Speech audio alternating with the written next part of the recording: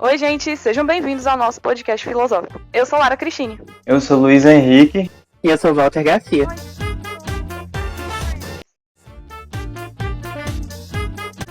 Nesse primeiro momento, a gente vai falar um pouco sobre as nossas experiências durante o processo de Paz Challenge. Bom, eu particularmente me identifiquei bem mais com o módulo 5 das experiências, porque era sobre cantar e escutar.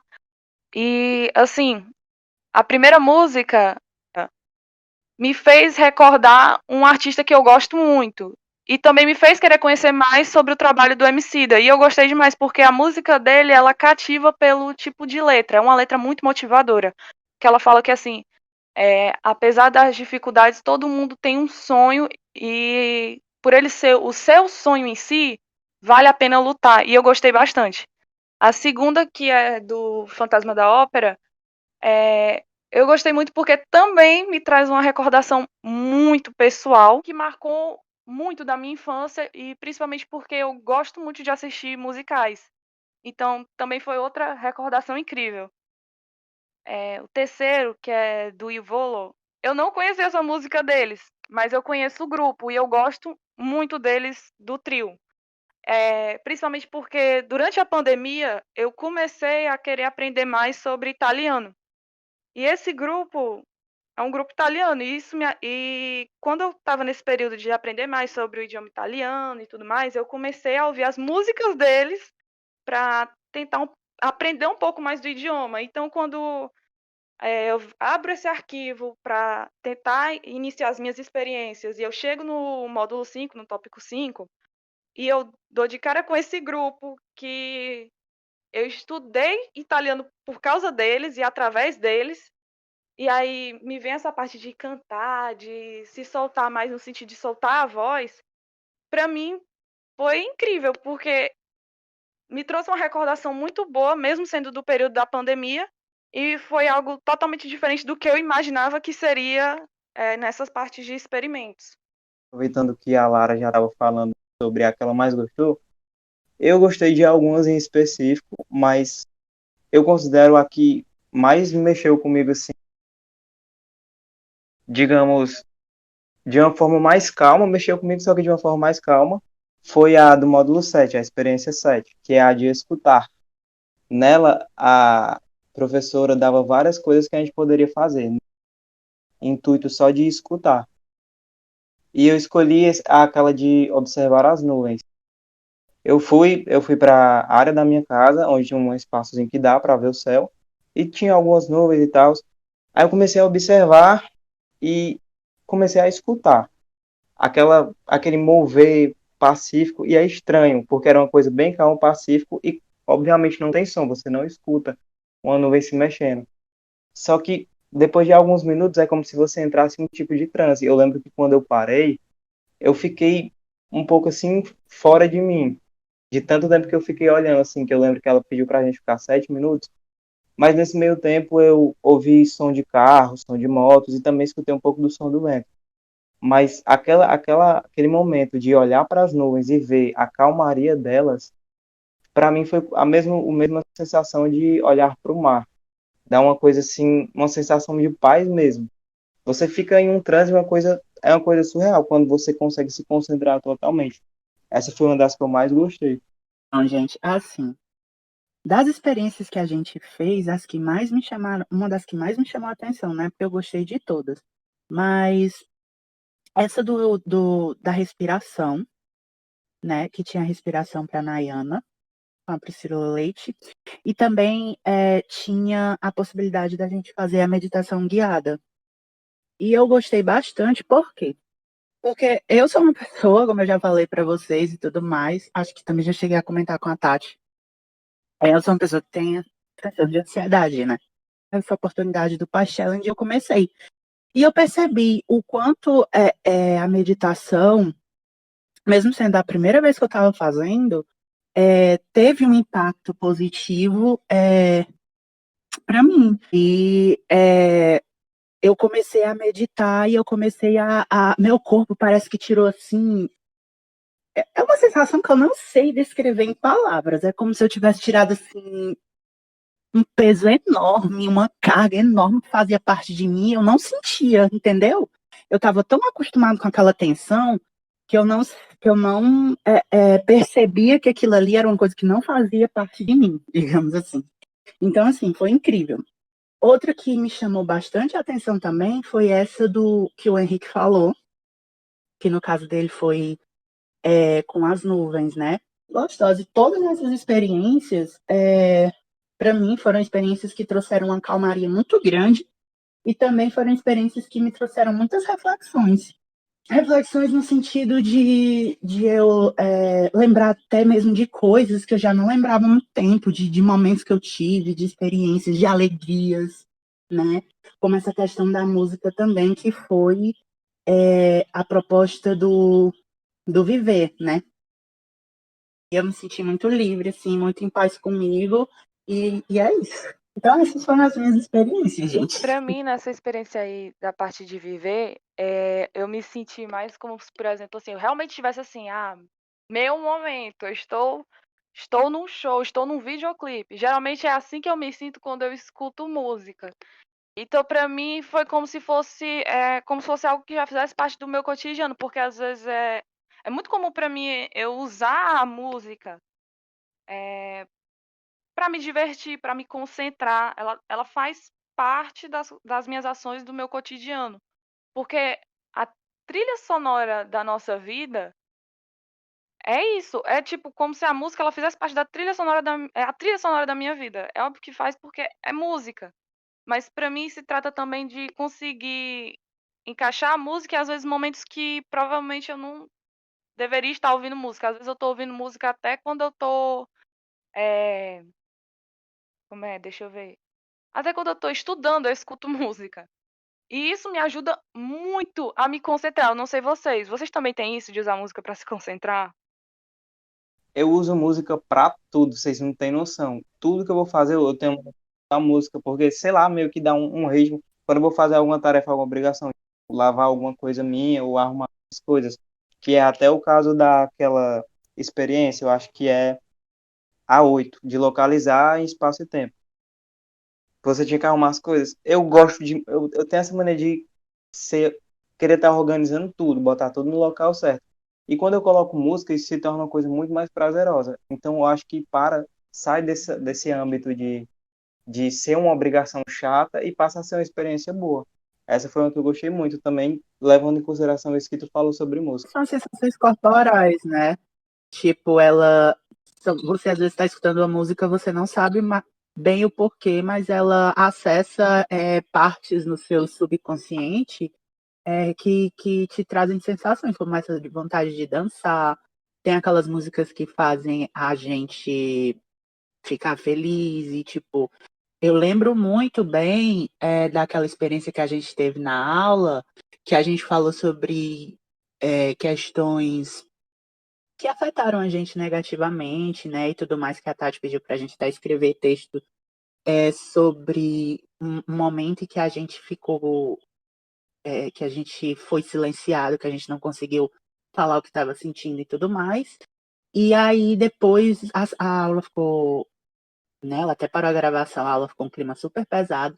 E aí quando a gente começou a falar sobre músicas que a gente gostava, músicas que traziam alegria pra gente e tudo mais. Aí o Felipe colocou até música na aula. Mudou totalmente assim o clima, porque a música ela acessa ela acessa partes do nosso subconsciente que a gente nem entende, mas que despertam diferentes sensações na gente. Nossa, a música traz essa vibe para tudo. Por isso que as experiências que eram usadas músicas foram as que eu mais gostei. A de ver, a de escutar, a de se localizar. Todas as que eu pude colocar música, eu acho que eu vivi mais, porque trouxe uma vibe, um clima assim, onde eu pude me colocar mais dentro daquilo e não ficar tão disperso a minha mente, querendo sair para outros lugares, pensar em outras coisas, o que normalmente acontece com vamos falar sobre o que a gente aprendeu sobre os olhares do corpo, a partir das visões do Kant, do Nietzsche, do Foucault e do Merleau-Ponty. Bora lá. Bom, a gente vai fazer aqui uma certa relação bem pessoal do que a gente enxergou a partir de cada filósofo. Vai ficar meio que um mapa mental que a gente conseguiu construir agora, como se fosse um relógio da visão de corpo de cada um dos filósofos. Então não vai ficar na ordem. E ao final a gente vai explicar por que não ficou na ordem. Bom, eu gostaria de começar falando de Kant, porque ele teve toda uma questão de romper com o passado, questionar os ensinamentos do passado por meio de um criticismo e uma maior busca por objetividade. Isso para mim foi muito interessante porque ele parte de uma questão de percepção do corpo e de conhecer o corpo através da experiência. Ou seja, tem muita daquela relação com os 5 sentidos, do que está à volta e como isso de certa forma se relaciona com a percepção de corpo. Ele vai para uma visão que é mais da experiência, como a experiência faz a gente desenvolver um conceito sobre determinadas coisas. E isso para mim foi muito interessante porque de certa forma dá para conectar com o pensamento de Foucault, não, de Merleau-Ponty, principalmente quando a gente viu aquele vídeo de Merleau-Ponty descrito por base da Marilena Chauí, que ela trouxe alguns artigos, alguns textos abordando essa ótica sobre Merleau-Ponty, e a gente vê que é muito enfatizada essa questão da percepção sensível das Sim. coisas. A questão do Kant é que, como tu falou, tem essa questão do criticismo e ele critica principalmente esse dualismo entre racionalismo e empirismo, a razão e a experiência. Ele critica, eu acho que ele vê que precisa de uma certa união nisso, um equilíbrio. Tem até a frase, a razão sem a experiência é vazia e a experiência sem a razão é cega. Então, eu acho que ele é bem mais objetivo nesse sentido. Sim, ele não separa as duas coisas, né? Para ele, a alma, no caso, a razão, a razão é apenas mais uma coisa que faz parte do corpo, né? Então, para ele, tudo é corpo, não existe essa separação. E aí, quando a gente leva para o Merleau, que o Merleau também fala. Sim, o Merleau também fala que não existe essa separação entre corpo e alma, né? Quando ele fala, tem até aquela frase dele, o corpo não é apenas um objeto porque ele é habitado pela consciência. E aí, quando você leva também para a parte da corporeidade, você vê que ele fala que a corporeidade corresponde a uma representação do que nós criamos na nossa mente, né? Por meio do que percebemos, por meio do qual percebemos o nosso corpo e principalmente compreendemos, ou seja, a gente compreende o nosso corpo e a gente percebe o nosso corpo através do que a nossa mente, a partir do que a nossa mente interpreta dele. Ou seja, a nossa visão de corpo, ela vem a partir do que a nossa mente entende, ela é construída pela nossa mente, não é uma coisa apenas física. Não é só o que a gente vê no espelho, Sim, assim, é aquela essa coisa questão do físico mesmo, do corpo É uma como linha objeto. tênue, basicamente, se você for pensar entre a subjetividade filosófica e a objetividade da ciência. Aí você vai ter a subjetividade dentro da objetividade e vice-versa. Porque ele vai falar também sobre tipo, o que pode o meu corpo. O meu corpo pode se tocar, pode ouvir, pode produzir som. Aí vai entrar essa questão justamente do que tu falou, do corpo e mente. Só que é como se a mente não tivesse na cabeça, mas ela fosse corpórea sendo uma coisa É só. verdade. O Kant, ele fala que o corpo ele é mutável e instável, né? O Merleau fala sobre, como eu acabei de falar, dessa corporeidade do Merleau, que ele fala que a nossa percepção de corpo e a compreensão dele, né, vem a partir da nossa mente, e aí a gente entra, a partir dessas duas visões, a gente entra no Foucault, quando Foucault fala que o nosso corpo ele é alvo do poder, o nosso corpo ele pode ser moldado, o corpo ele tem uma utilidade em termos em termos econômicos, e ele fala também sobre a docilidade, ou seja, nós, como corpo, como seres, nós somos literalmente adestrados pelas instituições de poder, seja o Estado, seja a igreja, seja a família. Eu enxergo. É interessante ressaltar também que foi uma transição, quer dizer, eram de mortes nas épocas obscuras, ali na época da Idade Média, porque assim, se você cometia um erro, um crime, algo muito grave, o que é que ia acontecer com você? Das autoridades, a igreja, elas iam matar, essas pessoas iam ser punidas sendo mortas. Só que quando vem aqui mais para a Idade Moderna, a Idade Contemporânea, tem essa transição de mudar para essas instituições onde elas vão disciplinar os corpos. A questão das prisões, que vai disciplinar os corpos e ensinar, meio que manipular o caos desses corpos subjugados de forma muito intensa. E vai ter também a punição da mente, que ele vai, quando ele cita a questão da psiquiatria, é basicamente a parte da visão científica, eu acho bem parecida. Porque você vai, analisa, olha, tenta ver peças que estão erradas e tenta trocar ali para ver se vai ficar legal. E, na verdade, não é assim que as coisas funcionam, pelo menos não sempre. Você não pode simplesmente chegar, trocar e pronto. Eu acho isso bem interessante. É aí que entra a questão da escola, da sociedade em si, que abusa de poder nas várias instituições.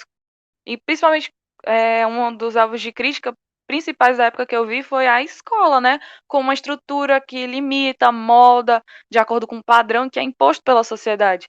Ele vai atacar muito nesse sentido de ser aquela coisa que é muito. As pessoas estão sendo criadas para replicar e não para produzir. E aí, isso lembra também um pouco aquele vídeo que a gente viu de Another Brick in the Wall, do Pink Floyd. Pois é, por último, aí vem Nietzsche, né? O que é que Nietzsche pensa? Primeiro, ele critica essa ideia do pensamento e ideia ser superior ao corpo. Então já vai concordar com essa ideia de conexão entre Kant e Merleau-Ponty de que a mente na verdade é corpórea. Ele critica esse pensamento socrático platônico e que veio também um pouco ali de Santo Agostinho, da parte da igreja, de que o pensamento, a ideia seriam superiores ao corpo. Ele prefere acreditar, na verdade, que a história da humanidade é uma história de negação. Negação do corpo, das sensações, tipo, negação do agora. E, em resumo, negação da realidade, né? O homem prefere viver no mundo fantasioso, onde tudo é mais confortável, a visão dele. E isso é possível ver tudo da forma mais... Ele tenta ver tudo da forma mais conveniente possível, e não como as coisas realmente são. É aquela ideia do idealista. Por exemplo, eu faço uma coisa que é errada, e socialmente para todo mundo é errada, só que eu vou buscar ver aquilo de uma forma não tão errada assim. Por exemplo, quando eu vou buscar outros pontos de vista. Aí outra coisa importante também sobre Nietzsche é que ele fala da necessidade de se imortalizar. As pessoas antigamente, ele é muito crítico também em relação aos outros, só que ele é um pouco antes de Merleau-Ponty, se eu não me engano. Mas ele é muito crítico sobre essas ideias, como eu falado. Vai falar sobre o ser humano criar a ideia em si mesmo de ter essa alma, essa mente que na verdade é eterna para muitos. É a necessidade de se realizar, é de eu pensar que depois que o meu corpo, a minha casca morrer, que não é muito importante, a minha alma na verdade é eterna e ela vai para algum lugar. Aí vai variar, cada pessoa vai pensar numa coisa. Aí ele fala isso que as pessoas são assim porque elas têm essa necessidade de ter um continuamento em que elas não poderiam, a maioria, lidar com a ideia de que quando a gente fosse morrer, no caso dele, tudo acabaria literalmente. Então seria essa questão de conexão de corpo. Eu acho que essa conexão que ele tem com e Merleau-Ponty. Aqui, voltando para aquela parte de explicar por que, que o nosso relógio filosófico foi completamente fora de ordem cronológica. Bom, é interessante, se vocês analisarem, quem estiver ouvindo esse podcast, analisar que a gente usou um método diferente para transitar entre uma visão sobre cada filósofo que a gente tem. Começou em Kant porque ele sobre aquela questão de romper com o conhecimento proposto até o passado, a tudo aquilo que antecedia a ele.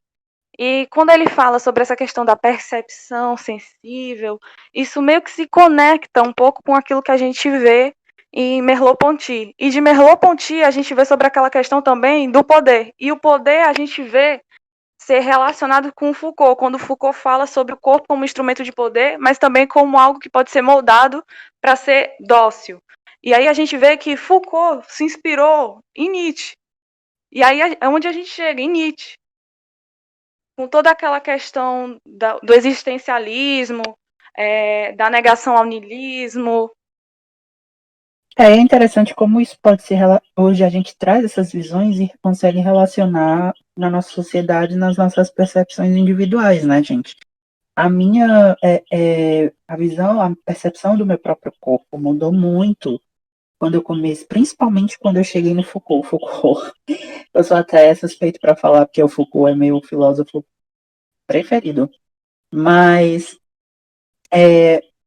mudou muito porque, por exemplo, quando a gente chegou no Merleau, que a gente falou dessa representação que a gente cria na nossa mente, né, da forma como a gente compreende o nosso corpo, enxerga, é muito mais um problema relacionado à nossa visão. Eu vou colocar uma coisa assim, falar de uma coisa bem. Vou colocar aqui um aspas, da nossa visão mental do nosso corpo, dessa nossa percepção, e como isso afeta a forma como a gente se enxerga, como a gente enxerga o produto, o objeto, né, o palpável, o corpo.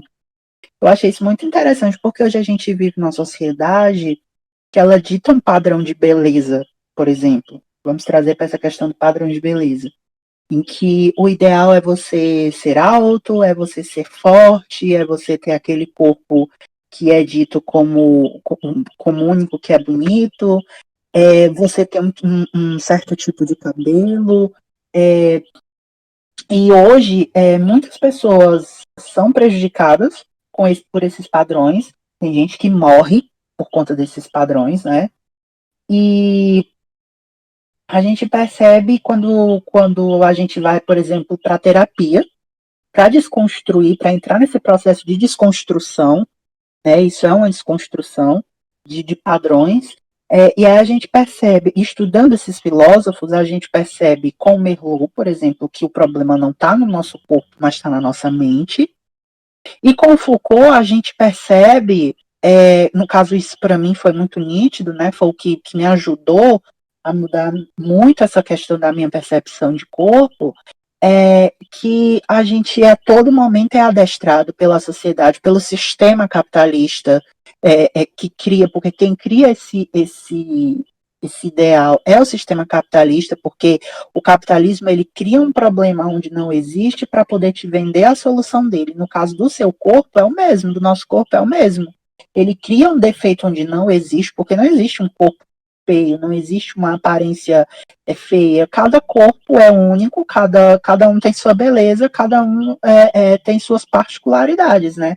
Mas o sistema, ele diz que não. Ele diz que o ideal é aquela percepção, ele destrói a tua visão, essa tua visão que vem da mente, né, de corpo, e ele joga, ele cria ele coloca na tua mente que a visão é aquela, e aí quando tu se olha, que tu se vê no espelho, tu identifica diversos problemas, diversos defeitos que não existem, mas que foram colocados ali para você, e aí a gente entra na instituição de poder e sociedade, né? A sociedade, cada sociedade capitalista, colocou, te transformou uma criatura dócil, digamos assim, e te moldou para você aceitar aquele padrão que ela criou e correr atrás de se encaixar naquele padrão. Então me ajudou muito nisso, porque finalmente eu já fazia terapia, eu já faço terapia há um bom tempo, né? Mas finalmente eu consegui entender o porquê que eu tenho certos tipos de pensamentos e de visões e como eu posso mudar isso. Então foi bem interessante para mim essa questão. Nós somos biológicos e culturais, né? Nós não somos apenas um corpo. A nossa constituição, a nossa construção não está apenas no nosso no material, mas também nas experiências, nas nossas experiências de vida mesmo. Isso me surpreendeu muito também, porque a minha pergunta, de certa forma, era relacionada a isso. Porque a minha pergunta, aquela pergunta de partida do começo da disciplina, a minha era o corpo. Por muito tempo se teve a visão de um corpo como máquina, uma coisa que é projetada para obedecer a alguns determinados comandos, entende? E também se estabeleceu nos últimos anos uma nova visão de corpo como um instrumento, assim, uma bandeira daquilo que você defende, ou então uma mensagem que você quer passar através do seu corpo. E aí eu pensei, isso pensando também de um lado cultural. E aí eu pensei, é possível a gente chegar a a um equilíbrio? É possível essas duas visões se conciliarem? E ao longo da disciplina eu fui percebendo que sim, isso é possível. É uma questão de equilíbrio, é uma questão de enxergar que as duas coisas não se anulam, um não anula o outro. É uma questão de você conseguir enxergar que o corpo, numa visão mais objetiva, é um instrumento capaz é como uma máquina, não é uma máquina. Ele é como uma que é projetada para obedecer movimentos, realizar ações, pensar, agir, mas ele também é aquela parte cultural, aquela parte daquilo o que eu represento no mundo, o que eu sou. E quando a gente chegou em Kant, eu comecei a perceber esse equilíbrio. E quando a gente chega num past challenge como esse e vê essa pergunta e começa a tentar relacionar com a sua pergunta de partida, pelo menos para mim foi uma surpresa e tanto, porque eu não achava que eu iria conseguir, no final da disciplina, estabelecer uma resposta pronta, mais específica sobre o que eu pensava a respeito da minha pergunta de partida. E chegar no final da disciplina e conseguir ver que existe um equilíbrio, que outros filósofos já abordaram isso, eu só não tinha percebido, eu não tinha tido essa percepção, é muito legal para mim. Eu acho que é exatamente isso que tu tá falando. Eu tava pensando em algo parecido. No fim, responder, independente do tempo que passa, responder o que é corpo, você não tem como responder isso tipo de uma maneira só objetiva. Não tem uma resposta exatamente clara e absoluta para isso. Porque eu acho que tem várias definições. Porque o corpo é o quê? A minha moradia. E também é a moradia da minha consciência, que também é o meu próprio corpo. Aí fica numa reflexão grande. É o meu meio de interação com o mundo externo além de mim. É o meu Deus externar quem eu sou, o que eu sinto. Cada corpo é o lar subjetivo de cada pessoa. Eu acredito assim. E ele também, se a gente for voltar um pouco em tudo que a gente aprendeu em fundamentos filosóficos, o corpo é o nosso potencial supremo de agir. Porque se a gente não tem corpo, como que a gente pode agir de qualquer forma, entendeu? Por isso que tem consciência e tem corpo, mas um depende plenamente do outro. Tem que ter esse equilíbrio. O nosso corpo, que é o nosso corpo, que também é a nossa mente, também é a nossa consciência, é o nosso bem mais precioso, porque é a única coisa propriamente nossa, entendeu? E é aquilo que a gente é. Eu vejo o corpo assim. É isso, gente. Muito obrigado por ouvir. Queria agradecer à professora Tati, foi uma experiência maravilhosa. A gente passou por muita coisa esse semestre, mas as experiências que ela trouxe nas aulas dela foram muito enriquecedoras. Foi muito interessante ver todas essas experiências. Eu tinham várias coisas aqui que eu nunca tinha nem pensado em fazer na minha vida. Então foram experiências muito legais de se viver. Eu tenho certeza que algumas delas a gente vai levar para a vida, assim, continuar fazendo. Foi muito bom. Para encerrar, eu gostaria de deixar um questionamento. Quando a gente fala que a gente é movido pela vontade, eu queria saber, para vocês que estão nos ouvindo, para você, o que é que move a nossa vontade? Se somos movidos por uma vontade, o que move essa vontade? Espero que tenham gostado do nosso podcast. Foi feito com muito carinho. E é isso. Obrigado por tudo.